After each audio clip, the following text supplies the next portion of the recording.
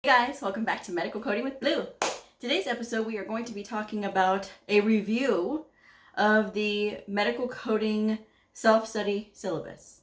If you are brand new to my channel, welcome. I am Blue, I'm a medical coder. Okay guys, I have put out many times the independent study, the self-study syllabus, where you should get your books from, what books do I recommend.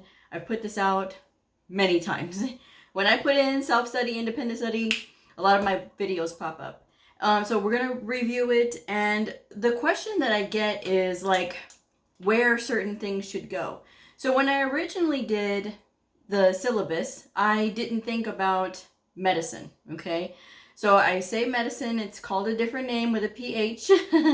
There are certain words I can't say. So the medicine book, which is what people take, right? In learning those things, learning about medicines and things like that, I didn't put that on the original self-study list because I honestly didn't think about it. And it's already in the books. If you're looking through your diagnosis book, if you have the Optum 360, there's a whole section in the back about that, okay? So I didn't really think about adding that, but through the times, I have been asked, what book do I recommend? I went ahead and put an updated Amazon affiliate link in there on the book that I recommend. So this comment inspired today's episode, and it says, "Hi Blue, quick question. I received my source of the PH, we're talking about medicines, made incredibly easy 4th edition today. I'm trying, which is the one I recommend. I'm trying to figure out where in my study schedule sequence, where it should go, or does it really matter? I hope my question helps others too." Here's the thing, guys. There's a lot of flexibility in how you're studying, like the order of how you're studying. I give this is just my opinion. This is just based on, what I remember going through the program and how it went in the sequence. If you are studying and you're trying to add, like, where do you add this in? Don't overthink it, guys. It's just something that you need to go over.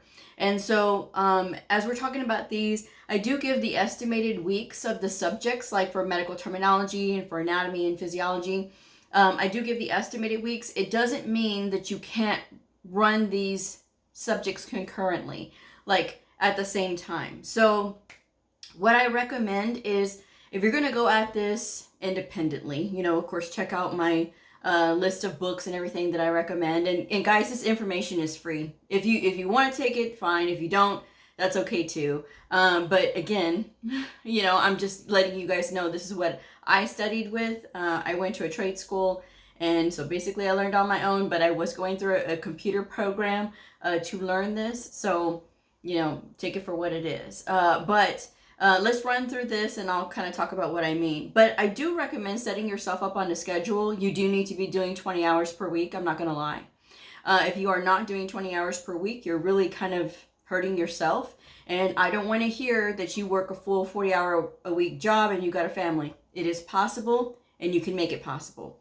There are ways of implementing time in little chunks, in 30-minute chunks, in 1-hour chunks, and don't go over 1 hour. Because if you are trying to cram eight hours, I'm going to do 8 hours of study today, you're going to burn out. So with adults, it's about repetition and seeing things over and over again. This is why I recommend getting anatomy posters and putting them up in your study area where you can see them, kind of like when we were kids and we had like the alphabet and numbers border all the way around, the top of the room, and we saw that repeatedly. It's the same thing. You have to put up those anatomy posters so that you can see them repeatedly. You have to constantly have this narrative, this dialogue with yourself of like, I'm going to study for 1 hour, I'm going to study for 30 minutes, I'm going to study for, this amount of time, and stick with that. Run through your weekly schedule. You can do your diagnosis study, on Monday, and you can do your procedures on Tuesday, and you can do medical terminology on Wednesday, and you can do anatomy on Thursday, and then you can do anatomy and medical terminology on Friday. However you want to set it up, guys. It's entirely up to you. Whatever you want to do, it is entirely your thing. But again, if you are wanting to take this exam, I recommend studying a minimum of 9 months. 9 months, 12 months, or 18 months. That is a perfect amount of time.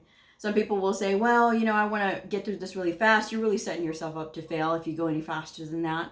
If you have a background already in medical, that's okay too. But it doesn't necessarily mean you're going to understand medical coding right away. So I still recommend at least 8 months. If you have a previous background in medical already, that goes for my nurses, 8 months. When you start studying medical coding, trust me, you're going to understand what I'm saying, because you still have to understand and know about medical law and ethics. You still have to know about medical billing, like reimbursement and everything.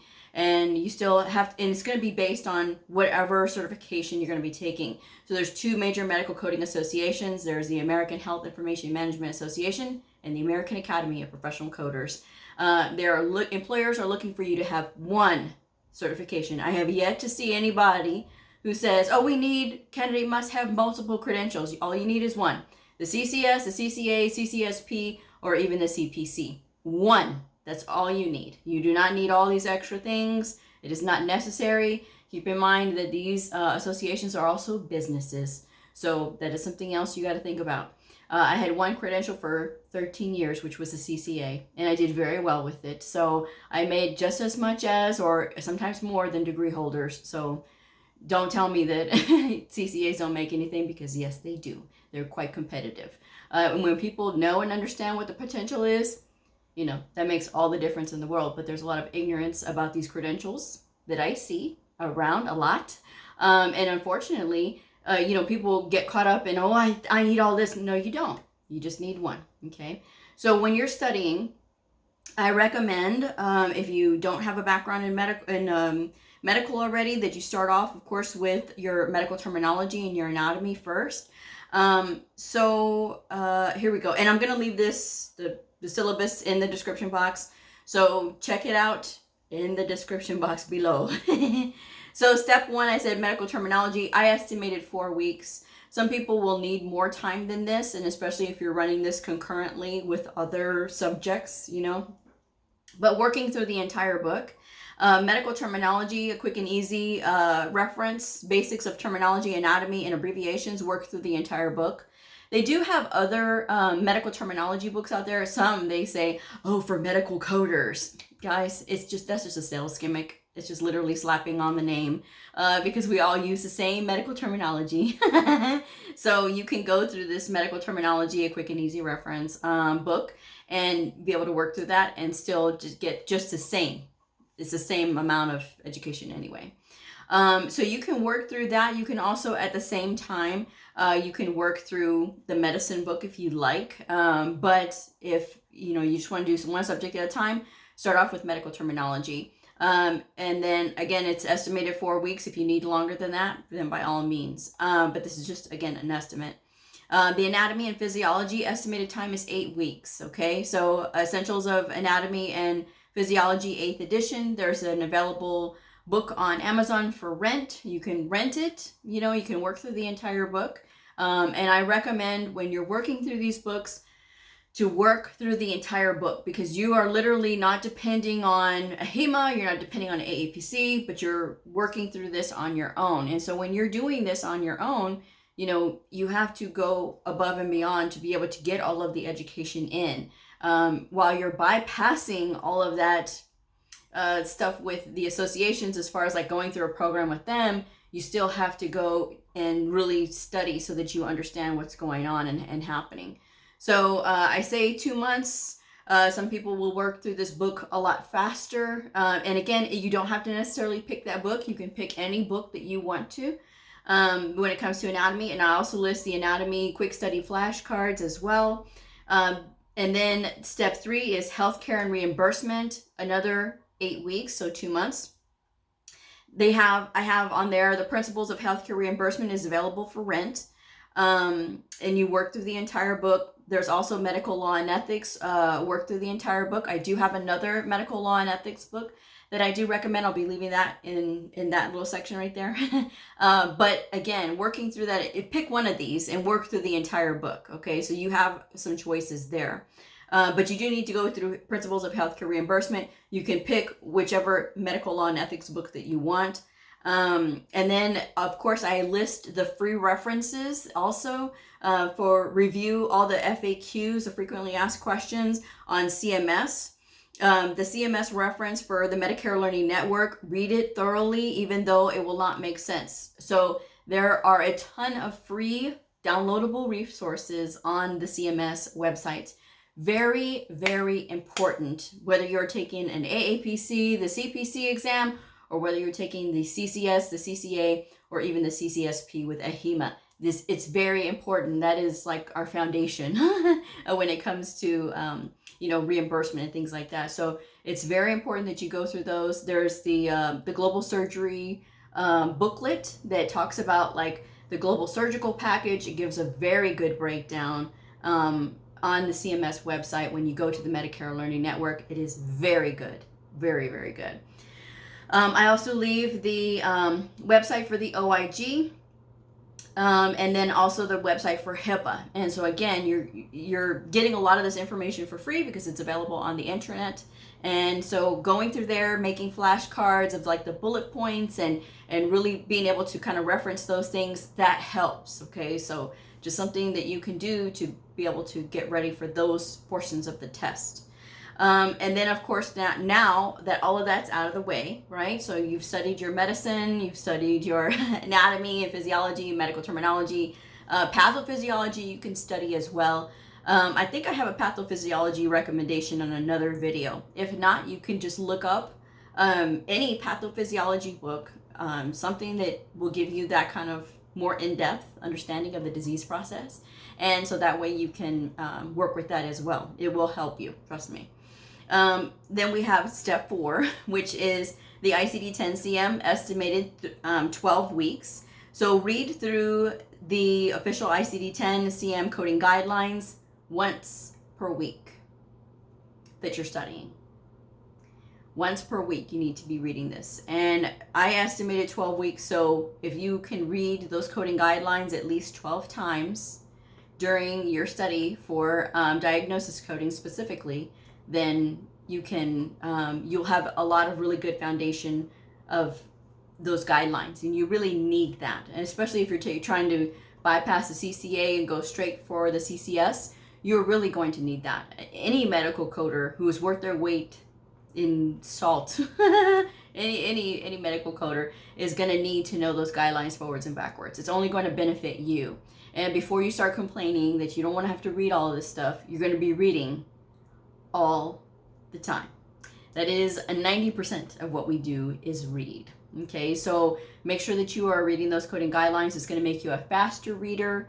It is going to prepare you. You're going to be able to understand these things, even though it's not going to make sense at first. But the more you repeat it, the more repetition you get, the better off you'll be. Because again, you're going to be prepared and you're going to know, okay, the sequencing, and you're going to understand things like in the diseases, right? Certain diseases, which one goes first, and if the mother is pregnant, or if it's a baby condition, or if it's an external cause condition, what do you do for these things? And so those are things that are going to be covered when you're reading those coding guidelines. And so reading them once per week in addition to your study time, is going to help you. So I have this, and it says work through the entire book and all the chapters. And so read through the official coding guidelines, and then I have that book, but I also have the other book, the ICD-10-CM and ICD-10-PCS coding handbook with the answers, which is the one that I recommend. Even if you're studying for the CPC exam, you don't have to look at the ICD-10-PCS questions, because those are the inpatient procedure questions, and you don't have to study anything with that. That is a completely different book. However, it does cover the diagnosis coding, in which the American Hospital Association has a very good way of breaking down in that book how to get to the diagnosis and things like that. So it's very good even if you are taking the CPC, because it still covers the diagnosis coding. So that is just my recommendation there. And working through that book and getting through that book is, there's quite a few chapters in it. I believe it's 20-something chapters in there. So, but again, guys, you can work through that. Estimated time is 12 weeks. So, and then, okay, yeah, I do have that one. And then step 5 is the CPT and HCPCS. Estimated total time is 12 weeks. Read through the entire guidelines and notes in the CPT manual. Work through both of these books. So both of these books have their coding, their guidelines in them. They have the surgical guidelines in the CPT manual. They have the E&M guidelines in the CPT manual. In this time, you're going to be working through that book. And then Evaluation and Management, a Comprehensive Guide 2021 is the card pack bundle. That's the one I recommend. And then they have the 2021 Optum 360 Coding Evaluation and Management Coding Advisor. So also by Optum, and I have that on there. And then there's also some helpful websites. EM University has a free section to help learn about evaluation and management.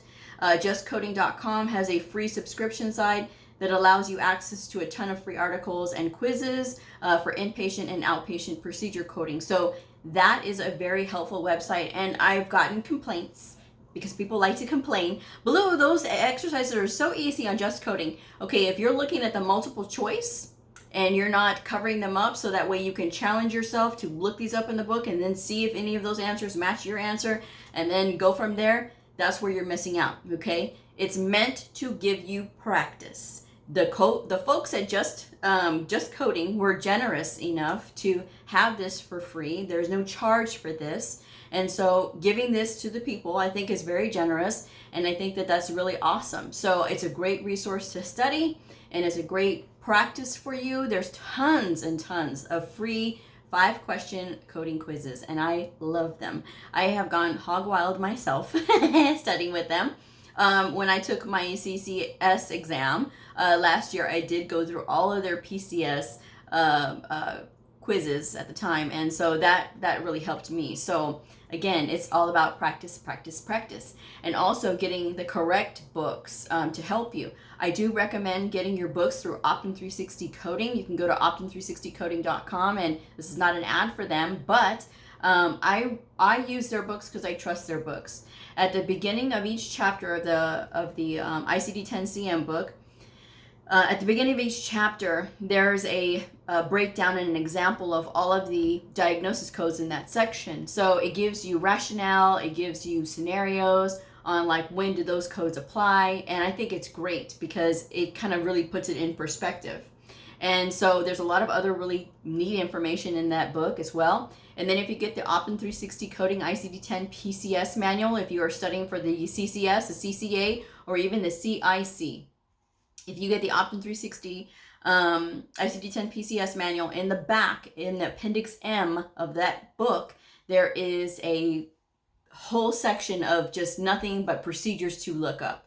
So it'll give you like a quiz, and it's all of these procedures, it's a couple hundred procedures for you to look up. What I did was I went through there and I worked through those, and I looked them up in the book so that way I can get my practice in, and that really helped me when I was studying for the CCS exam. So if you're studying for the inpatient side, that is a really good book to get, the ICD-10 PCS manual from Optum 360 Coding. It does have a lot of illustrations in it as well, so you know it's nice to have those visuals, right? And it's got a lot of the definitions in there broken down as far as like the approaches and everything and the body systems, and it is a really good and comprehensive book. You can't really cheap out when it comes to your books. And again, I recommend Optum 360. Of course, everybody has to have the AMA CPT Professional Edition CPT manual, so that I do recommend. I prefer that one over any other book anyway when it comes to CPT. But moving right along, so going through this, step 6 is if you're studying for the PCS side, it says in the ICD-10 PCS, this is only if you're planning to take the CCS, CCA, or even the CIC. Read through the official coding guidelines for ICD-10 PCS. I have that one there, the CMS guidelines, and you can download the official coding guidelines from cms.gov as well. So you don't necessarily have to have, if you have like an older book right now and you're kind of waiting to get your books, and maybe you're using a 2021 book to study with right now, you can still go to cms.gov and download this year's current coding guidelines for 2022. So that way you can use those to read and have in your mind, so that way you can be up on the latest. And you can do that for the ICD-10-CM and ICD-10-PCS. And then step 7 is the certification exam preparation. So again, working through the ICD-10-CM and ICD-10-PCS coding handbook with the answers by the American Hospital Association. And I still recommend using the CPC study guide for the outpatient side of your test, whether you're taking the CCS, CCA, CCSP, or even, of course, the CPC. I do recommend using that book because, again, it helped me when I studied for my CCS exam, and it gave me that practice, because even though I've been coding on the outpatient side for many years, I still have to practice on certain specialties that I don't see every day. I mean, I've coded almost every single specialty, but when you get away from it, you kind of get rusty. So I use that book, the CPC study guide, to kind of get back into the groove of things, and that really helped me. So that is what I recommend for your study prep when you're getting ready to prep for the certification exam. And when you've completed all those parts and you're getting ready to get into that last 30 days and you're studying, right? And you're about to get to your study time a couple days beforehand. A couple days before, you should not be studying anymore. You should really take the last couple of days. I always recommend a week, but people complain about that too. So take a couple of days at least to stop studying, because you're not going to learn anything new 2 days before your exam. All you're going to do is wear yourself out. So I recommend taking that time to, take a break, and when you go to that certification exam room, you can be ready for your test. So that is my recommendation there. And again, you can work these subjects concurrently. You can work through all of the books and do those things. But like I said, look through all of your books, on those days when you don't feel like reading and you're tired of working through these programs and, like these books, not programs, but these books. Take the time to look at your ICD-10-CM book, your CPT book. If you're studying for the inpatient, the CCS, CCA, or CIC, look through your ICD-10-PCS book. Take the time to flip each and every single page, so that way you can get familiar with it. You can feel comfortable with it. It is not a waste of your time when you are looking through all of these books and working through everything. So the more you look at them, the more you read them, the more it will soak into your brain. Because the more that you spend time with it, and you're not going to get everything overnight, so don't even try it. Doctors get 10 to 15 years to be a doctor. We get 9 months, 12 months, or 18 months, so I'm telling you, we have to read very complex documentation. So going through all of these books is really going to help you. And that's just my advice there, guys. There's a lot of things that I recommend all the time, and it's up to you guys if you're going to follow it or not. If you're going to go with the exam prep books as they are, that's totally up to you. But none of those questions are going to be on the exam. I'm just letting you guys know, either a HEMA or APC. None of those questions that are in those practice books are on those exams. So if you are trying to memorize those practice books, you're really not learning, and you're not helping yourself, because these tests are about understanding what you're doing rather than anything else. If you need a tutor, there's a ton of tutors on LinkedIn. I'm a tutor myself. My rates are in the description box below. So, if you need one, you need help like that, reach out. Let me know.